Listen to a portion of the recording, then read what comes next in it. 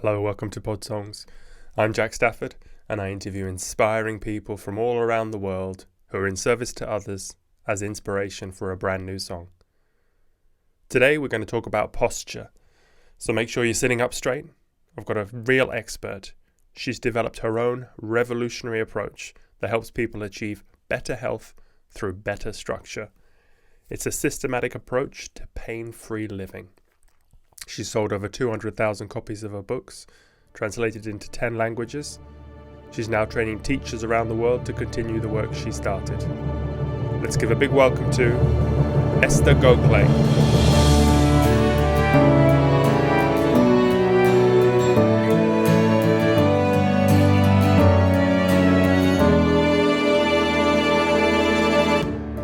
This is quite exciting. I've never had a request like this come in. That's very cool. Oh, well, it's very nice of you to say. I'm sure you've had many interesting requests. So That's true. All sorts, but never as someone who's going to. So tell me what it is. Tell me what you're going to be doing. You make I interview just like a normal podcast interview, and then I go away with the inspiration and I write a song about it. How cool. Well, it's up to you to be inspiring, but I know you will be, so there's no worry there. With such good source material. Remind me how you discovered me. Well, you're quite famous in the postural. I had back pain before, and YouTube and things like that. The primal spine, the J spine, and TED Talks, and it's You've had millions of views, so yeah, I'm just one of many. All right, please proceed. Great. All right, well, let's get started then. I've normally I worry about 10 minutes setting up my microphone and my recording, but this time I've been spending 10 minutes just trying to sit up straight for you, so because I feel under pressure here. I mean, I know I'm being observed. Well, you're succeeding, being very upright. So yeah, but I'm not sure how long I can hold this. Well, if that's what's happening, you don't want to hold. You want to be relaxed, upright and relaxed. Exactly. That's why I saw many of your videos, and you say that it's because a lot of people they're straining to sit up straight, but it should just come naturally, no? Yeah, and that's a question of putting the building blocks in a good stack. And then you can be upright and relaxed instead of upright and tense or relaxed and slumped. Those are the two you don't want, the two combos. So how did you get into all of this? How did you had back problems, obviously, because that's what drives everyone. At it the hard way. So a severe back problem, an L5-S1 disc herniation, happened in my 9th month of pregnancy, my first pregnancy. Wow. And then after the baby was born, I became increasingly debilitated. Couldn't carry her at some point, couldn't carry a cooking pot, couldn't sleep through the night without severe back spasms, had to walk around the block every 2 hours to work out back spasms, and I could get to sleep again. It was not workable. It was really how terrible. Yeah. So what happened then? Who cured you? So first of all, I did all the conventional things and the alternative things, and I wasn't getting better. And then I discovered a French technique. It's a woman called Noelle Perez, who has a technique that teaches you to emulate people from other cultures who don't have back problems. So that idea was very, very pivotal. That landed. So simple, yeah. Go ahead. Such a simple idea, yeah. Yeah, that there are people in the world who conduct their bodies well. And that idea made a lot of sense. It resonated with the upbringing, my Dutch mother. My Dutch mother, married to my Indian father, raising 4 children in India. was an Indophile, and she would expose us to village culture and tribal culture, and all the family holidays were always spent in interesting ways. And she would regularly point out how functional poor people were. That's how she thought of them. People who lived close to the earth. They had beautiful white teeth, like a keyboard, didn't need orthodontia. All of us children did. And they had really flexible bodies. The sweeper who cleaned our home could sit on our haunches for hours without any problem. The fruit sellers who came to our doors selling their wares didn't have any problems and were carrying these heavy loads for hours and hours. So she saw that and remarked on that. So that was already in my nether brain. And then Noel Perez worked in that, made similar observations with the musculoskeletal system. And her background was in yoga. And so that was my first foray into studying other cultures for inspiration in how to be functional and pain-free and energetic and lots of things, it turns out. Were you living in France at that time, or? Pardon me? Were you where were you living at that time? California. Oh gosh. But I did a lot of travel. Okay. All through my life.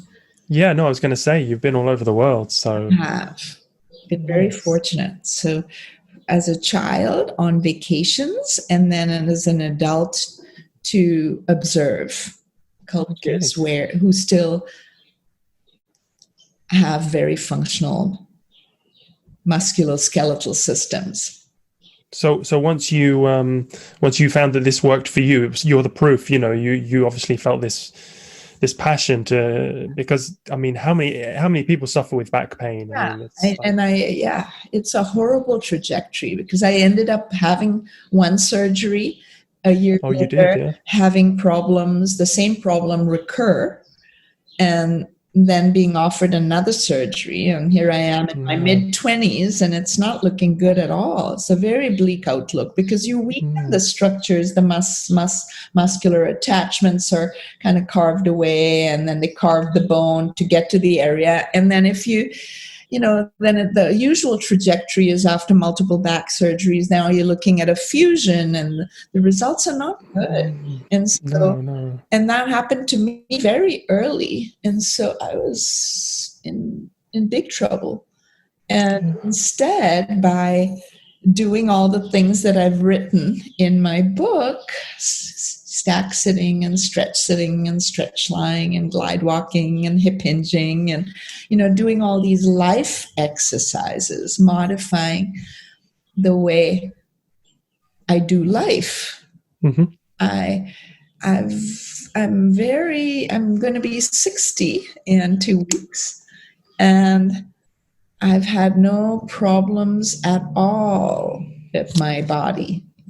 Gosh. So from going from back surgery to pain-free living with just through what you developed as the Gokhale Method. Yeah, and I mean, so incredible. What I take credit for is developing a pathway to get modern Western industrialized populations, or people from those kind of populations, from where they are to where they want to go in a very efficient and smooth path. Like, you don't have to go through aches and pains and work through the pain, or it's very streamlined, and there are goodies all along the way.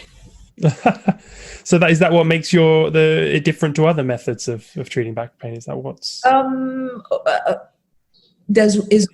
that makes it different? That it's efficient, or no? The main thing is that it works well. That's what's different. Most things for back pain don't work well. No.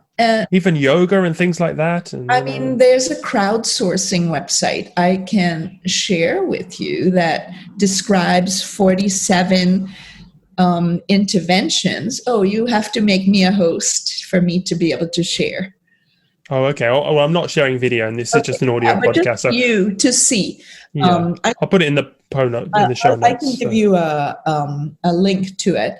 And it's a crowdsourcing website. So the person who owns the website put a few $1 million into asking people on the internet, what have you tried for back pain? Share your experience, learn from others. Very simple ad.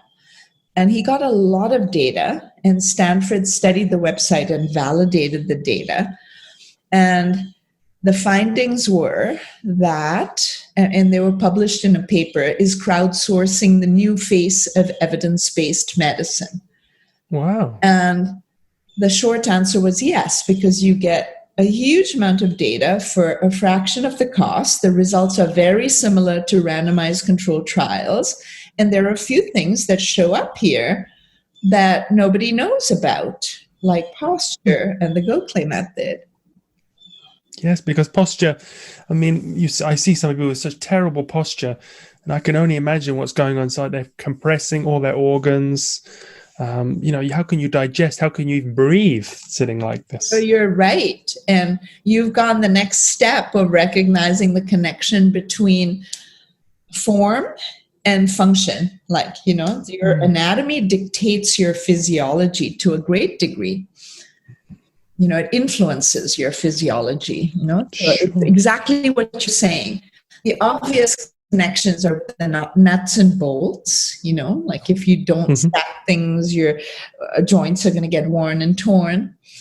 And but it's also true that organ function depends on the nerve supply, the blood supply, the shape of that the organ is given, the orientation. You can't just squish everything and expect it to work just fine. Yeah, I do a lot of pranayama, and you really notice when you do the breathing exercises how. And also meditation, when you get this pain, I've got a blockage here, and it's not pain. It's not pain from sitting. It's just that this is blocked, and I've never used it properly, so I can't. So how long does it take to for your body to adjust to get the proper shape? And you have to go through this pain, a period of pain, isn't there? There is some. Yes, but we have discovered increasingly efficient and effective ways. And what we do right now is we've broken it down, like all the little pieces that need to be learned in little 13-minute lessons that we're teaching online. Oh. So people learn one little thing. They learn it deeply.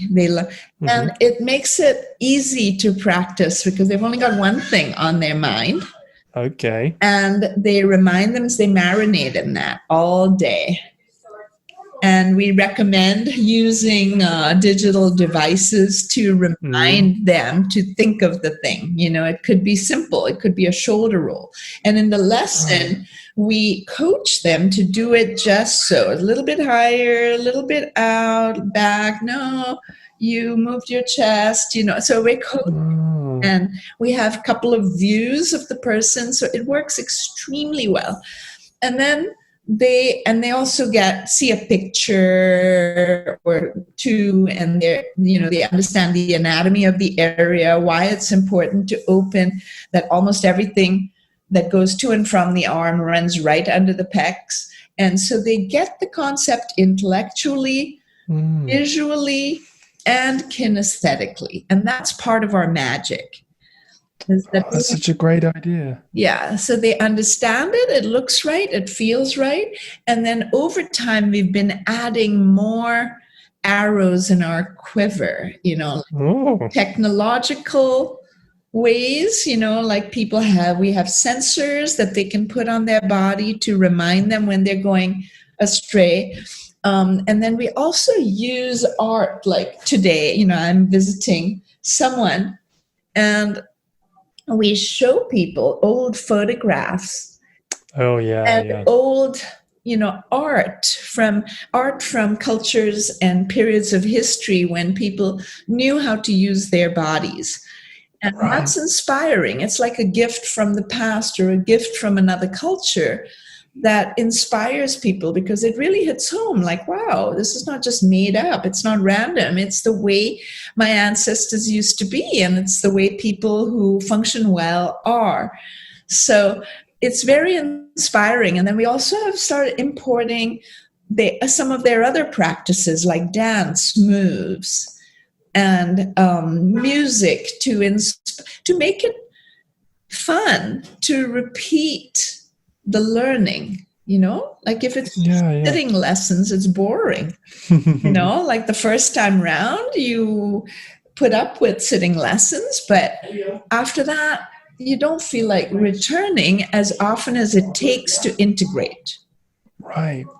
I love the idea of breaking it down into because in my just personal experience, I do my morning meditation, and before I get up into the day, I like to get my body into the right shape. I sit down, and because I'm breathing, I don't know, I'm breathing quite high after sleep, and I just have to get my spine into shape, and I sit up straight, and kind of gradually over almost an hour, I just kind of get into a nice shape, and I'm breathing right. But then as I go through the day, I kind of lose that. Is there something in the background that's going? Or is that just outside my window? Let me just check. I think it's your window. Outside my window. I'm not familiar with this house and the sounds. But having that reminding you all throughout the day is just fantastic. It really is, and it's not overwhelming. So that peace marinades in the system, and then they're ready for the next nugget. So it's nugget after nugget, breakthrough after breakthrough. And at the end of 18 lessons, it's a transformed structure. Yeah, and I love the examples you use as well because the most beautiful women throughout history of, when you see the sculptures and, the paintings, they're just with a straight spine, with a J spine, as you discussed. I also heard in your videos you talk about as having a tail as a fantastic technique to remind us. Yeah. How does that work? Especially for children.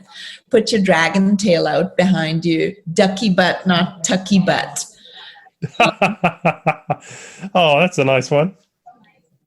Yeah. For songs, every step is a rep. That could be good. Hey, I'll write the song. Don't worry. Okay, so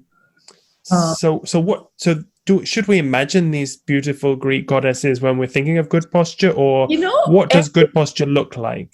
So different people respond to different cues. Like for some people, it's visual. For some people, they need, more kinesthetic or more intellectual cues. Some people really need technology to believe what they. Just a minute. I seem to have lost battery. And that is a bit strange. Let me just make sure my computer isn't going to die.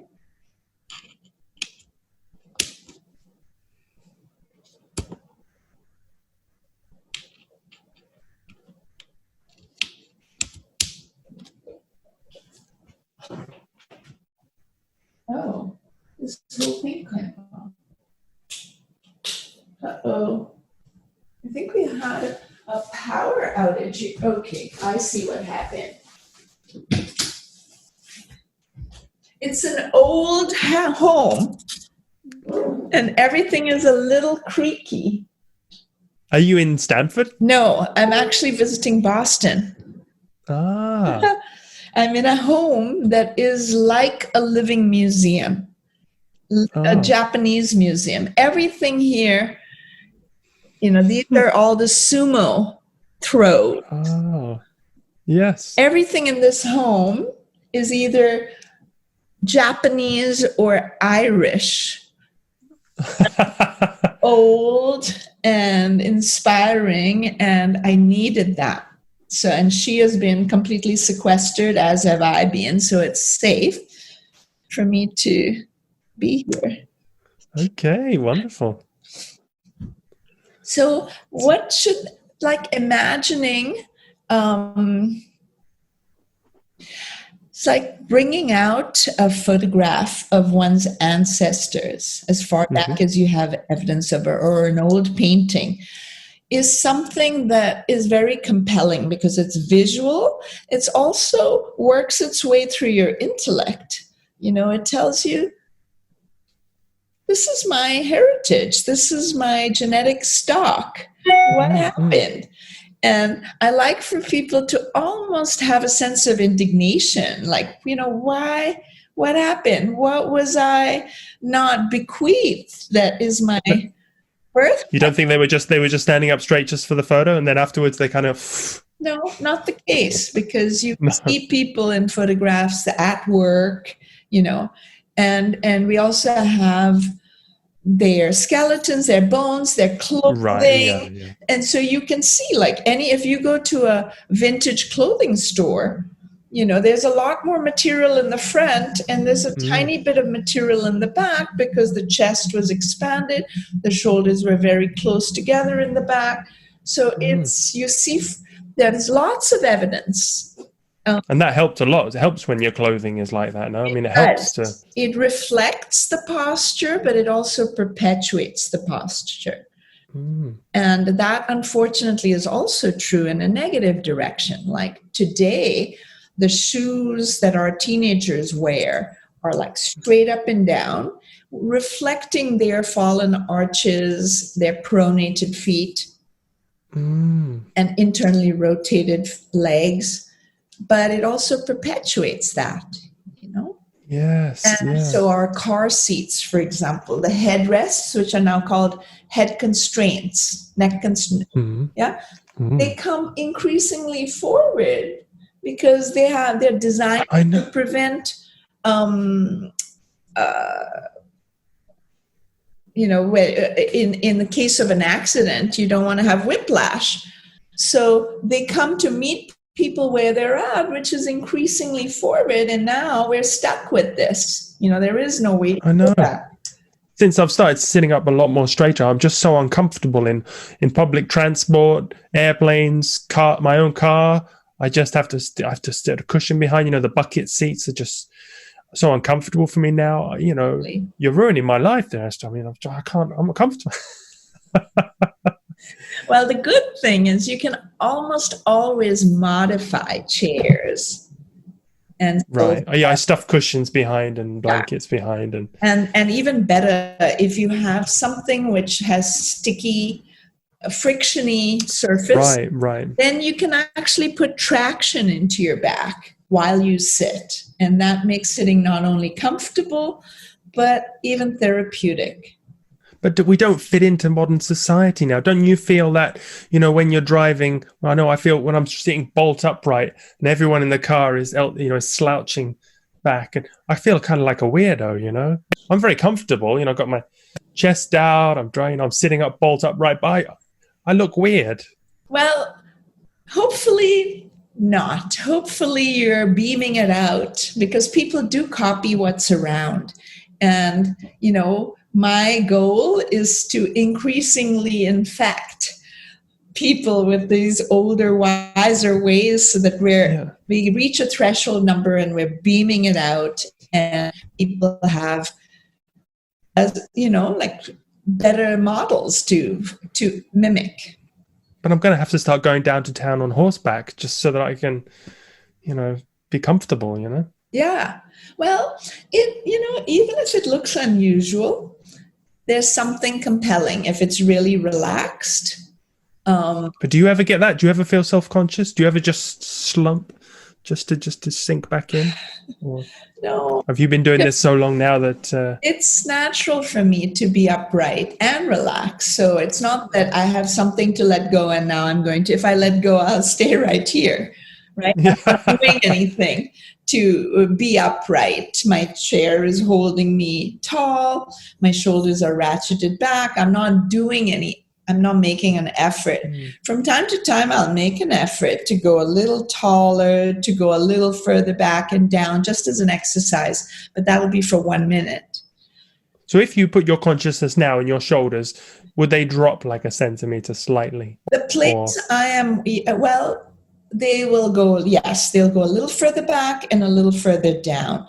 And I'll pull them down and back as an exercise. You just relax. Yeah. No, as an exercise, I'll do more. You do that, yeah. Be active. Yeah. So I am already relaxed, but I would pull them a little bit further back to make gains over time. And, because certain muscles could use a little more tone. In my meditations, I've noticed where I'm at. I don't know if you're getting too deep into my posture now, but I've noticed that my nipples and my navel are moving gradually further apart as I sit, as I drop my spine and my chest goes up and out of it. And it's quite a strange stretching experience, which can be painful around the midriff as I find my true shape. Have you experienced this? Or is this just me? I remember an experience where I felt suddenly very distant from my feet. Like, whoa. This must be like fat people suddenly be able to see their feet. Yeah. Experiences in our own body. I'll tell you another thing. I was on these Vipassana courses, these 10-day meditation retreats. Have you ever tried them? I've done 7 and 5 day Zen meditation retreats. Okay. I've not done 10 days. Well, you're sitting in silence, so you don't do any walking meditation or anything. So you're sitting down a lot, and you see people. You really get into. It'd be very interesting for you. You probably wouldn't be getting meditating done because you'd be looking at all the people with their postures experimenting, because they go out all these cushions, and the cushions get higher and higher as the. Yeah. It's comical to see some of the mounds of cushions over the week. I know this phenomenon very well. Yeah. So what is I know that you're going to answer. You're going to tell me. I'm going to ask anyway. So is the best posture to sit on the ground without any cushions and just to pretend you have a tail and that posture is not available to most modern Western folk. They're not going to get there. Actually, and you don't want to try to get there, because that posture is only available to people who grew up doing it. In all the years that you are that your joints are getting ossified, like when we're born, the knee area, the hip socket, the ankles are all cartilage, no bone there. And then on a very particular schedule, those joints get ossified. So in the acetabulum, the hip socket, for example, the first pair of bones gets ossified and fixated at age 2. The last pair gets ossified at age 16. And all the positions you assumed during that period, I'm conjecturing, influence the way your ossification pattern happens. And once it's set in bone. And then you don't get to edit it. And people who insist on doing a full squat, for example, as an adult Western person, they don't do the same squat that an Indian villager does. They cannot do the same acute angles at the ankles, knees, hips. And so what they end up doing is a compensation with a lot of rounding in the back, with pronation in the feet. And it's not only not achievable, it's actually unhealthy for them to be pushing in ways that are not true to their culture. So you're telling me all these years of pushing myself through the pain barrier on the meditation mat have been torture wasted? I think pushing through pain is misguided. Pain. Those sensations. And well, if it's sensations, if that's one thing, but if it keeps being a noxious sensation, we have to ask ourselves, what is that? Because nature took millions of years to design pain. and then to ignore it or try to kill the messenger or override the messenger, whether it's with your mind or it's with a cortisone shot or whatever, with medications, is missing the message. Mm. And Gosh, I mean, please go on. Sorry. No, go ahead. I know it's a little bit shocking to. I know, because I managed to force myself in. I managed to sit now in the Padasana, the lotus pose. And that was so much pain to get into that. I mean, yes, sitting on the meditation mat, sweat pouring off me as my ligaments stretched. So I have a lot to say about this. All right, go ahead, because this is just very culture specific. What is natural for people to do is culture specific. Like, we're all born with approximately the same genetic material, but then there are cultural influences on your structure. And if you did not squat every time you went to the bathroom and you did not sit cross-legged to eat every meal, and you were sitting on a commode and you were sitting at a dining table, and then later on in your 30s and 40s and 50s to decide you suddenly want to do this, you want to be a village Indian, it doesn't work. It just doesn't work, and people pull and push and they distend their ligaments, and there's a lot of damage. I see it again and again. So what I tell people is you need to use props that so that you can get the good part of the pose. And so, for example, the Japanese invented a zafu, those round meditation cushions, because that's what it takes for someone from a cold country like Japan to sit cross-legged in meditation in a healthy way. It took them hundreds of years to, Zofu is it called? Zafu. Okay, I'll Google that. Yeah.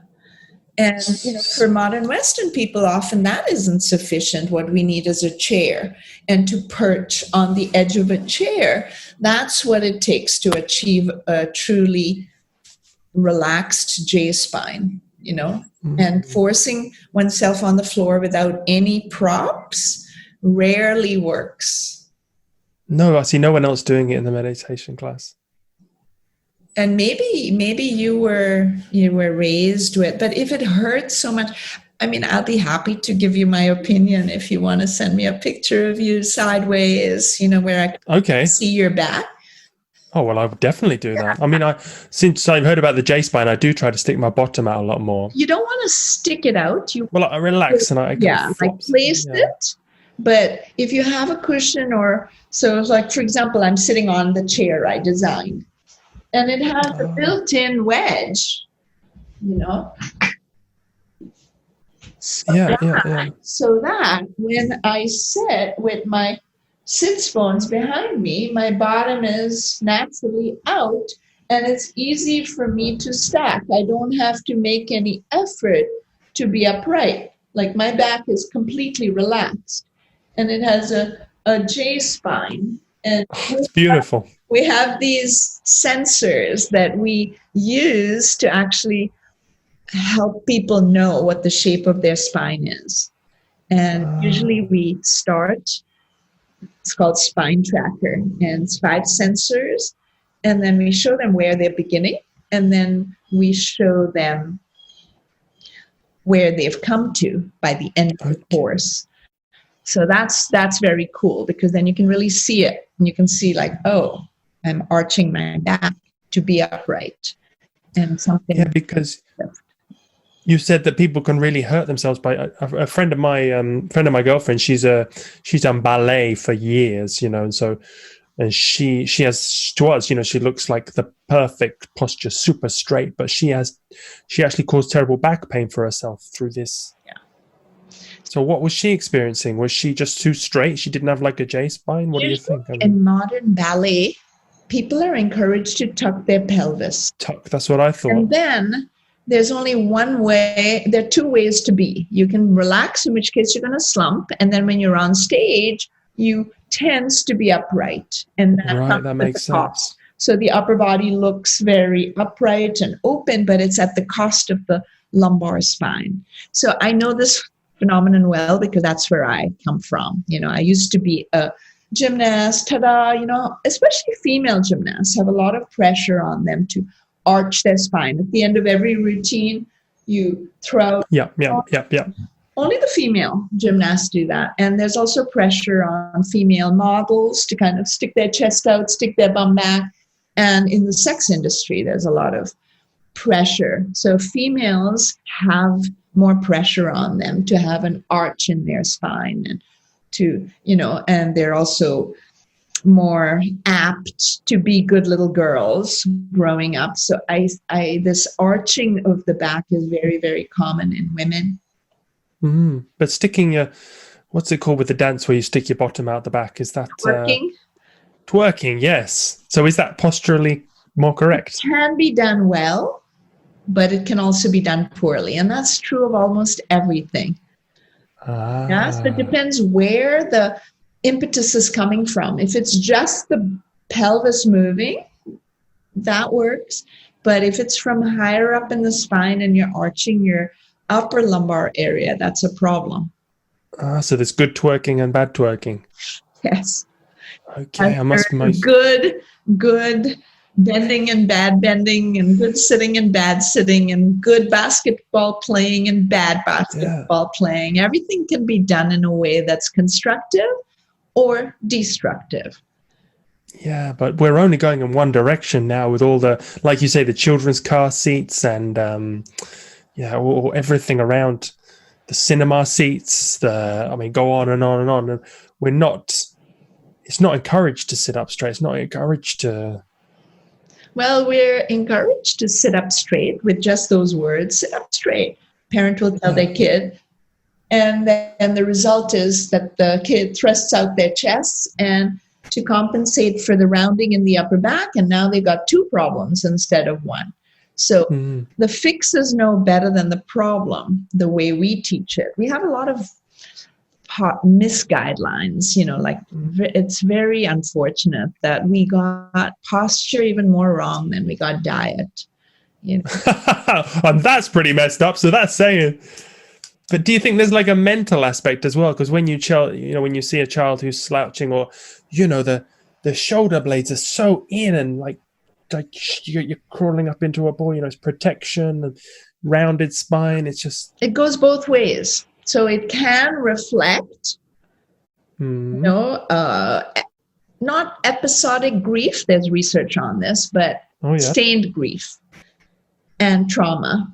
But it can also, by creating the posture, just musculoskeletally, by putting the kid in a poorly designed car seat, giving them poorly designed chairs, carrying them poorly.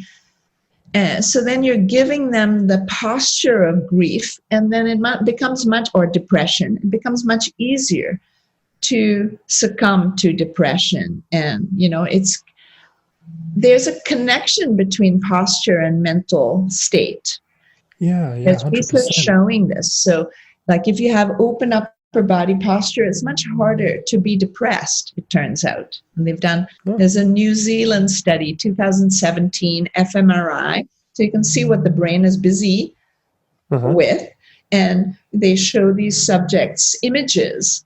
And if they have open posture, it's much harder. If they're like this, then they have depressive kind of brain thinking patterns. But when they're open, it's much harder to induce those.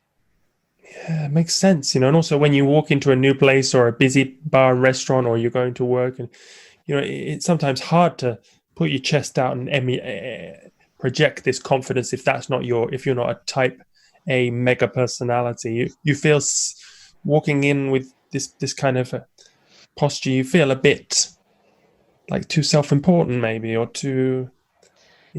So, there's so many different kinds of postures. So if you're thrusting out your chest and you're showing an A-type personality, that's one thing. But if you're just open and a combination of rooted and available to life, that doesn't communicate arrogance or, there is a steadiness, a sense of self, but also an openness and availability.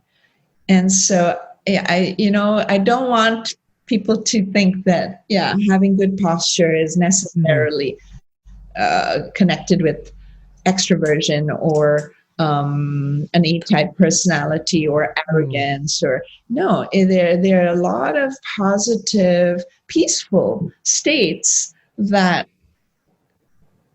go with open architecture in your body. Maybe it's because I'm like 6 foot tall and I hang around with a lot of short people, and so I feel like, that's a bit awkward sometimes, and because it's relatively new too. So you're still, in transition phases, we still haven't grown into our new skin entirely. So, you have to calibrate that. People will respond to a certain way, you'll respond. It's a whole recalibration of how you are in the world.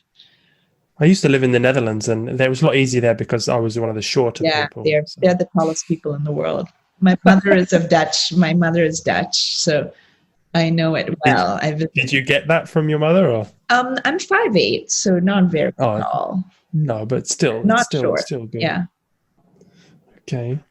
So what are obviously people need to go to your website and sign up to this, but maybe you could just go through what are the 8 steps with the Gokhale method that everyone could do now. So what I described in the book, and, I teach it differently so we have 18 lessons, so that's different. But what I've described in the book are stretch sitting. So that is, I saw that one. There's good videos on that. When you use a backrest. When there is a backrest, you might as well use it to put some gentle stretch in your back. That's right. Yeah. And then there's stretch lying. When you're on your back, you can be stretched out and using the bed as a traction unit, more or less. To get space in the spine. Yes, and to let the discs rehydrate and the nerves not be impinged and the muscles reset to a longer resting length. Okay. And then there's stack sitting, which is what I'm doing right now, which is where you position your pelvis in an anteverted way, which is difficult to do when you don't have a cushion cross-legged on the ground, right? If you have well-developed glutes, then that is your cushion. Until you develop that, you want an external cushion to help tip your... So you do recommend when you're meditating? Absolutely. Knees on the ground and a cushion under the bottom? Correct. And that doesn't work, depending on the person's structure and stiffness, a chair, the front edge of a chair, cushion on a chair, tipped. And so that the spine has a J shape and naturally moves up and down with the breathing, which is how it keeps itself healthy. This carries precious cargo, and you want it to be in motion even when you can't. It's not practical to be exercising and in motion all day, but you would like the spine to be in motion. And the way you achieve that is by being well stacked, upright, and relaxed. And now the lungs can expand in this direction.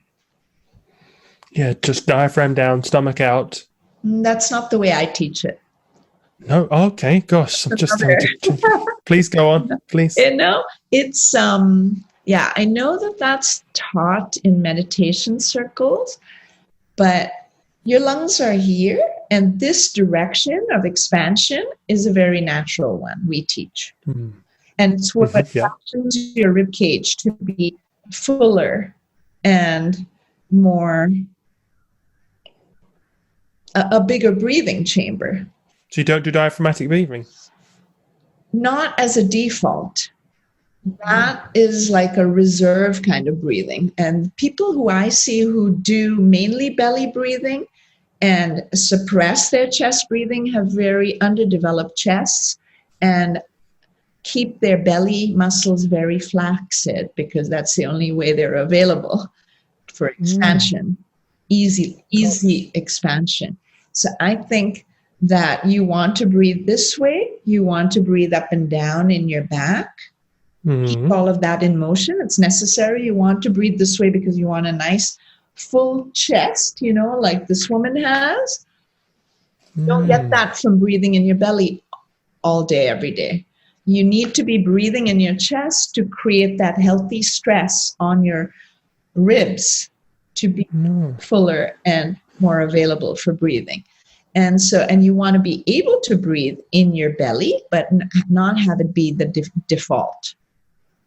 Oh, that's the first thing I'm going to disagree with you about. The rest of everything else I've had 100%, but just from my own meditation experiences, I know, first of all, that people breathe too much. From my experiences, is when you're stressed and you're taking short breaths and you're breathing too much air as well. You breathe like this. Yeah. That's Don't breathe. Problem. That's a problem. So I call that neck breathing. But when you move the shoulders up when you're breathing, that's a problem. Everyone agrees on that. But chest breathing, So I think diaphragm, you're breathing, just the belly doesn't go out, but the diaphragm goes down. That's good. And compresses the organs and but it's not a lot because. And you're saying the chest doesn't move? No, I'm saying chest no movement.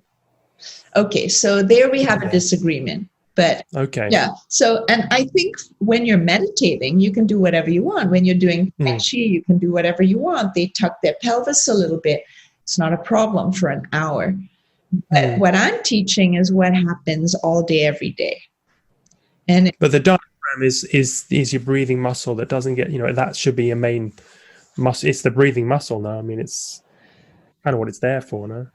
Yeah. So, and I think it's there for extra breathing. And when you need control, if you're singing, if you're playing the saxophone, you need the diaphragm to help get the control you need. Also, if you're running, you need every avenue of expansion available. Mm-hmm. But if you're sitting around on the sofa talking to your friend and it's your belly moving exclusively, that's usually because the belly muscles are not well toned and because the muscles between the ribs, the intercostal muscles, are a little tight and stiff, and the erector spinae muscles are short and tight and disallowing the back from going up. So we have a disagreement there. Okay. But also the side muscles, when I'm walking, I use them. That's a lovely experience too, breathing out the side. Totally agree with that. I just think that if you're missing this, then your chest becomes the shape that it was when you were 5 years old, whenever you stopped breathing in your chest, then it doesn't have that healthy stress. Like if you look at my book, if you look at the frontispiece, you have this African carpenter and the sternum is like 60 degrees relative to the vertical. And if you mean the chest is naturally up. Yeah. And that comes from the healthy stress of breathing in here. Right. And if you don't have that, then it just stays however it was shaped when you stopped breathing. Right. Yeah, they do. I mean, the Aborigines, the Africans, the Amazonians have this lovely kind of barrel chest and long spine and the J spine, and that is fashioned in part, in my view, by the breathing, and that's like Oh well, I'll have to look into it again. I'm not ruling out. I think it's like with diet, it's like with exercise. Everybody's different. Yeah, you've got to listen to your body. Don't let other people do your thinking for you. So. And I do think that for people who are used to breathing like this, to give that a break. Oh yeah, that's terrible. Yeah. To give that a break, breathe in the belly. That's very helpful. But I do think that this area, the lungs are here. Why would they not expand in this direction? And it's what I observe in babies and young kids and indigenous people. This area moves just in their everyday breathing. And the belly does as well, and then it moves a lot when you need control. With the yogic breathing, you definitely do. You start low, move out the sides, even the back, the chest. It's just even the shoulders go up a little. It's a full-on breathing. You could talk for hours about breathing. Totally. And, that is a special practice. And Yeah. I mean, I teach people how to belly breathe, Pastika Pranaya,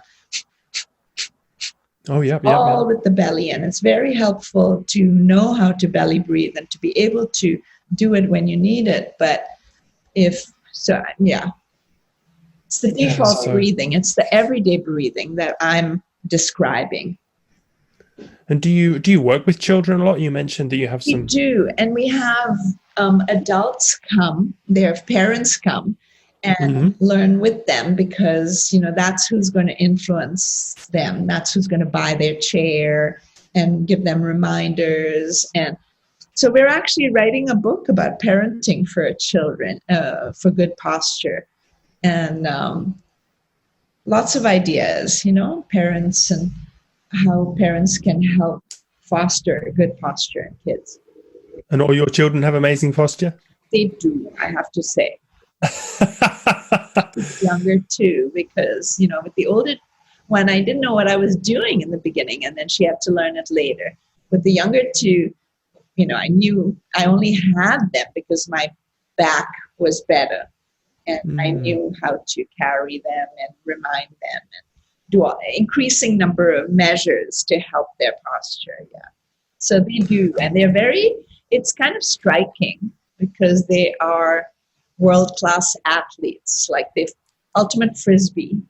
The younger two have played on Team USA and won international competitions several times. My son 4 times. So it's kind of striking how well their structure has supported. Gosh, what an advantage in life, because it's like, it's like diet and as we were saying, with everything's so messed up. We're having to relearn breathing and posture. I mean, if you get it as a child, then that's just such an advantage, not to have to think about. It really is. Yeah, I mean, so much. You don't realize. I hope people are sitting up straight listening to this, but you don't realize how much more energy, how tired you feel with your posture, affects your posture. And it's just I'm just so happy to be able to speak to you like this, because I think it's just such a fundamentally important thing. It's like a mother load for wellness of all kinds. It is, and it's just, I mean, the work you're doing is just so fantastic. I think, I hope I drive more people to you, to your work, and you're still, I can't believe you're 60. You're just so beautiful and you're glowing. I mean, I've always had a thing for posture, but you're just so beautiful to see you now as this. It's just that's very kind. No, it's very inspiring. You're a wonderful advocate. You practice what you preach, and there's the living proof. I'm trying. Still a work in progress. But I do feel very fortunate to have this advantage, really, this little secret nugget, in living life better. It's huge. And I know the downside of it. I lived the downside of having poor posture. So I thank my lucky stars every day. Yeah. Well, that's probably true with so many people, because to teach other people, you have to have tremendous patience, and you're only going to get that patience if you've been in their position. Yeah. Well, what I've discovered is, like, there's a lot you can teach very quickly and if you do it with enough finesse, it's quite striking how much can be transmitted in a short time. Yeah. So the one-on-one classes, you're still doing them? I'm doing them. And then what we've also begun, every day at 9:45 in the morning, I remind all of I teach one little 2 exercises with better posture. We're about to open this to the public. It's only been available to alumni, and next week we're opening it to the public, where come and learn to exercise better.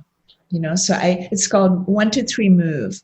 So it's 2 yoga poses or dance moves or traditional exercises that play out one movement principle, and then I use 3 images to clarify. And then it's preceded by a 15-minute dance party just to get everybody's energy up for the day. Gosh. And this is online? This is online. So how can people go there? So we're about to open it to the public next week. Right now, it wouldn't be visible to anyone except for alumni. But in a week, we'll have it on our website, and they can just sign up. And sign up for a month. It's going to be less than $1 a day. Gosh, well, I'm going to give this a go. Obviously, we're in a majorly different time zone. So and we're also providing. So in addition to my program, we're providing a fitness program. Like they can come for 25 minutes, 6 days of the week. It's like having a personal trainer with the Gokhale filter. So they're going to do their workouts, but they'll be coached in maintaining a J spine and not thrusting out their ribs and such. So that's another piece we've just added. We're trying to provide people how to be fitter without injury. So that's what this program is. Wonderful. And what else? Any other university? Yeah, and any other events or upcoming books or covering talks? Always. Yeah. We have, I mentioned the book for parenting, and then we're also writing a book that goes with the elements course, the 18 lesson, each one 13 minutes. So that book is being written, and it's exciting. Gosh. Well, I mean, I completely forgot I have to write a song about this, so but luckily I recorded it. I'm glad you have that talent. I can't imagine what kind of song you're going to make out of it. Well, I think it's just got to be about the beauty of the J-spine, because it's always been a thing for me. It's just the most beautiful. I mean, inspiring, right? It's that combination of openness, relaxation, natural dignity, poise, self-assuredness. Yeah, it's just so sexy. I mean, it's just the backless dress. That's people think the cleavage is or the twerking, but just that spine. Yes, with the nice fantastic even groove. Yeah. Oh, stop it! Okay. Okay, I'm gonna have a cold shower now. So, thank you. Thank you much. No, thank you, Esther. I had a fantastic time talking to you. I just, your energy, you're just so inspiring. Out of it. I have never done an interview like this, and I'm just eager to see what you make of it. My goodness. Oh, don't worry, you won't be disappointed. Bye, Jack. Bye, Esther. Some men like big girls, some like I'm small. Some men like short ones, others like I'm tall. Some are into bottoms, others into breasts. But she's got something that's by far the best. She's a fine, make her mine. It's a spine. I'm in love with her perfect posture. She's like a ray in a darker night. And you know that I wanna get with her. It's so sexy how she stands up so straight. I'm in love with her perfect posture. It's like she's powered by some strength inside.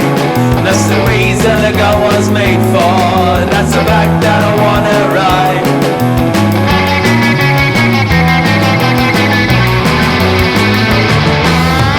Other girls cower, other girls bow. With rounded backs, heads bent low. She's like a beacon, tall in the night. Bright example of how it's done right. She's so fine, make her mine. It's a spine. I'm in love with her perfect posture. She's like a ray in a darker night. And you know that I wanna get with her. It's so sexy how she stands up so straight. I'm in love with her perfect posture. It's like she's powered by some strength inside.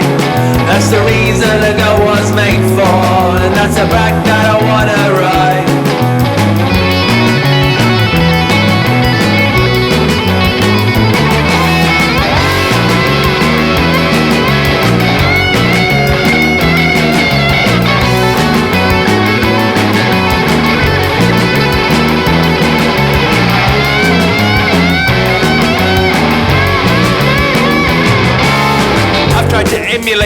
might be too late. I've rounded shoulders, my back isn't straight. I know that she is out of my reach, but I wanna learn if she's willing to teach. The way she stands, it's so grand. Please command.